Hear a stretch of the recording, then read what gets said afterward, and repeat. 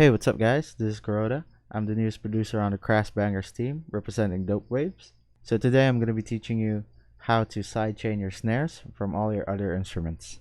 So we all know about sidechaining our kicks and our 808s, but it's also important to sidechain your snare from all your other instruments, because the more you add sounds to your tracks, especially if it's a piano or a lead synth or a guitar maybe, these instruments take most up of the high-end frequencies, and it's gonna clash with your snares.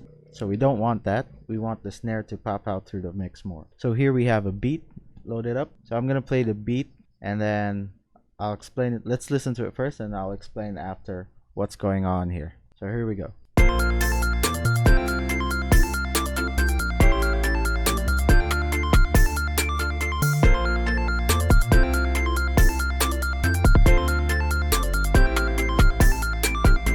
Okay, so as you can see, you may think that it sounds fine or it sounds okay, but what's actually happening is these three here are overlapping the snare. You can still hear the snare, but it's not punching through the mix. And in most cases like hip hop or trap, it's very drum driven genre, so we need to hear the drums more, and in this case we need to make the snare pop out through the mix. So I'll play the beat one more time. Pay attention to the snare on how it gets washed out by the lead or the piano.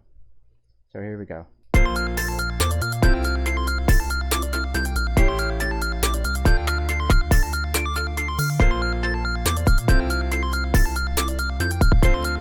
So let's get started with sidechaining the snares. Okay, open up your mixer. So here we have our sounds loaded up in a mixer track. Okay, then select your snare and then we go over to our lead. Let's do the lead first. Let's put this here. Okay, so select our snare and over to our lead synth. We go over here, this little arrow right here. We right click on this arrow and select sidechain to this track. Okay, from here we go over to the lead synth, which we're gonna sidechain. We load up Fruity limiter.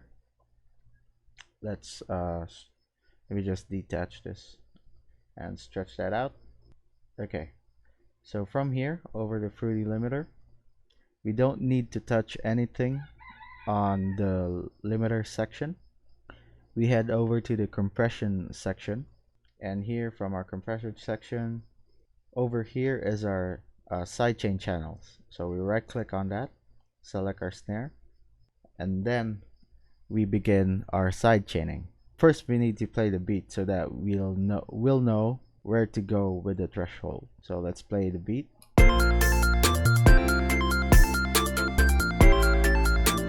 Okay, here we have our lead synth. This is what the waveform of the lead synth looks like. So let's say we pull down the threshold over to its base. I'm guessing this is the base of the lead synth, or the floor if you'd rather say look at that way. Let's put it around here. What's gonna happen is I'm gonna play the beat again and I'm gonna go up on the ratio. What's gonna happen is there's gonna be sidechaining going on, or compression going on, and it's gonna compress all the way down to where we place our threshold. Well, not all the way down, depending on the ratio, but it's gonna compress no further than where we put our threshold. Play the beat and let's go up on the ratio.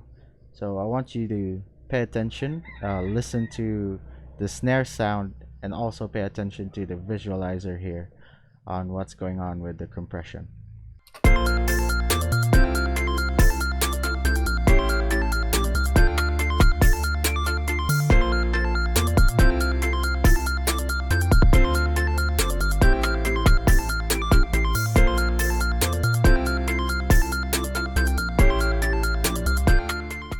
Okay, so here we can see that the compression is happening every time the snare hits. This right here is the amount that was ducked down from the lead every time the snare hit. So it's actually cutting the volume down on the lead every time the snare hits. So you can also play with the knee. So yeah, what's happening is the knee is like the headroom for the compression. As you can see on the purple marks here, this is where our knee is mostly at.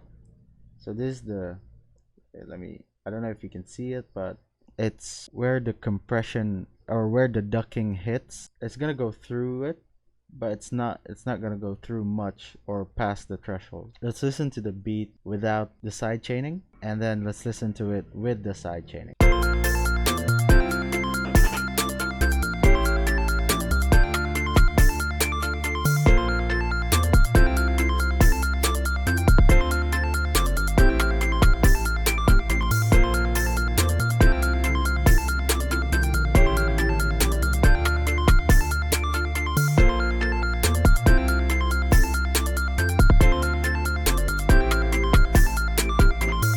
Okay, so yeah, before you can barely hear the high frequencies of the snare. You can still hear the snare, but we need the snare's full quality to pop out through the mix so that it sounds good. So this is just one part. We need to sidechain all the other instruments as well. We have the piano and the chord plucks left. From here, I'll show you a quick technique instead of loading up Fruity Limiter every time. So what we need to do is select our snare again. We sidechain it to our other instruments that it's clashing with. So instead of loading Fruity Limiter over time, we click on this, click on Fruity Limiter, hover over to the same preset as, and then let's just drag it and put it in our piano. Same thing with our chord plucks. We drag it and drop it over our chord plucks. So from here, we just need to play with our threshold and ratio. Let's reset this. So let's reset everything. So let's play the beat, and then we'll work our way through our snare sound until we get the snare to pop out more. We don't need to compress it a lot since the snare only happens every 2 and 4.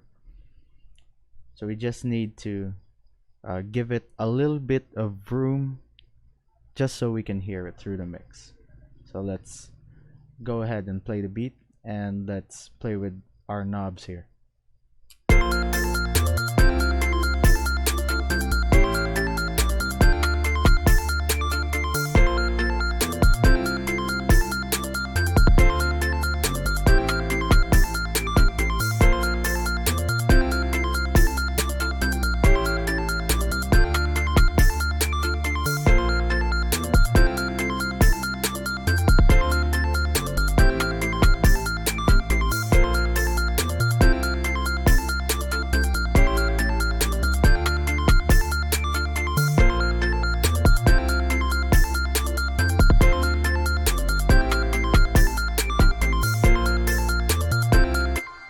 So over on the piano, okay, as you can see here, there's not much of work done or as much of compression done.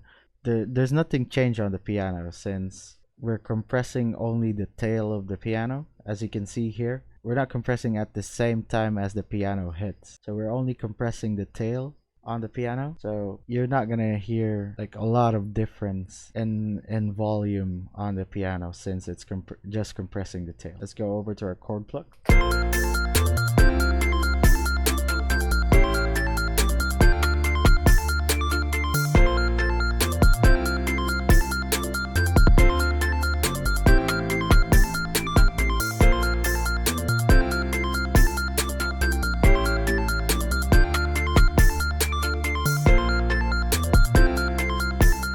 Now we can hear the snare's high end. We can hear the snare's air, if you will. So let's hear it without the limiters on these three, and let's compare it with the limiters.